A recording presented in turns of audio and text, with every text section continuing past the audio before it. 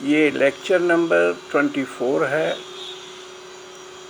इसमें हम इंद्रधनुष की बनने की प्रक्रिया को समझते हैं। बरसात के दिनों में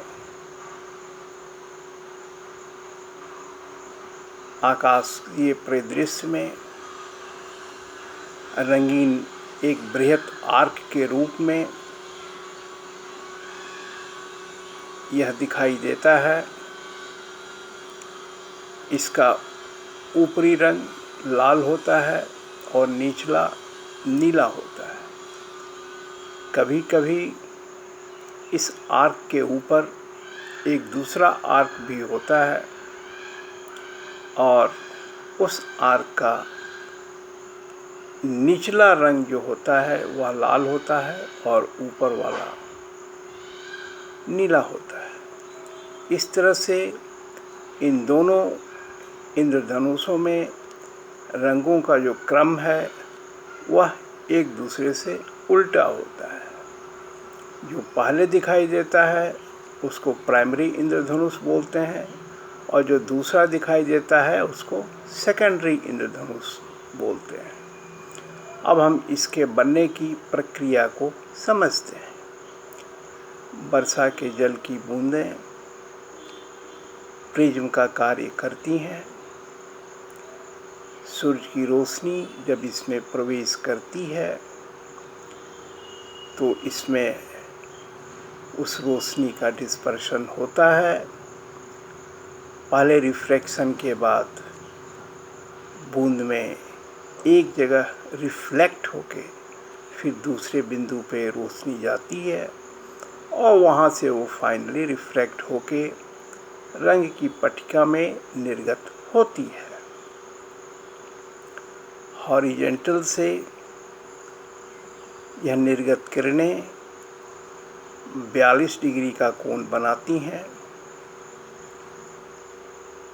अब सेकेंडरी इंद्रधनुष के बारे में देखते हैं कि वह कैसे बनता है। सेकेंडरी इंद्रधनुष में सूर्य की प्रकाश किरणें जब प्रवेश करती हैं तो पहले रिफ्लेक्शन के बाद दो रिफ्लेक्शन होता है। दो रिफ्लेक्शन के बाद वह बूंद जहाँ जाती है, जिस बिंदु पर टकराती है, वहाँ से फाइनल रिफ्लेक्शन होता है और वैसे ही रंगीन पट्टी में वे किरणें निकलती हैं और इंद्रधनुष का निर्माण ऐसी असंख्य बिंदुओं से निकलने वाले प्रकाश की पट्टियों से होता है। सेकेंडरी इंद्रधनुष में जो रिफ्रैक्टेड किरणें हैं वे हॉरिजेंटल से 52 डिग्री का कोण बनाती हैं। इसके देखने की प्रक्रिया क्या है? ये बूंदें हमारे आगे होनी चाहिए और सूरज हमारे पीछे होने चाहिए। अब मैं समझाना चाहता हूँ कि यह 42 डिग्री का कोण और 52 डिग्री का कोण जो है वह कैसे हम समझेंगे। तो कल्पना करो कि तुम एक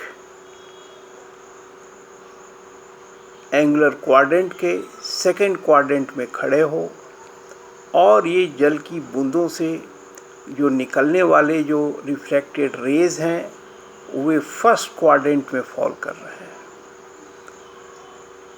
वे जो फॉल कर रहे हैं उनके बीच और पृथ्वी का हॉरिजन के बीच का कोण जो हुआ वो 42 हुआ और सेकेंडरी इंद्रधनुष के केस में वह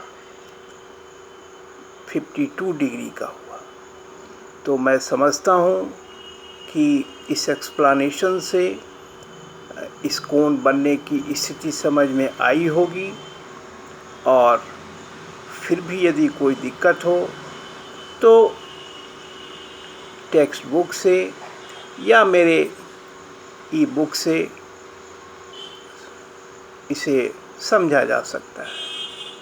और फिर अगले लेक्चर में हम दूसरे आकाशीय परिदृश्यों के बनने की प्रक्रिया को समझते हैं।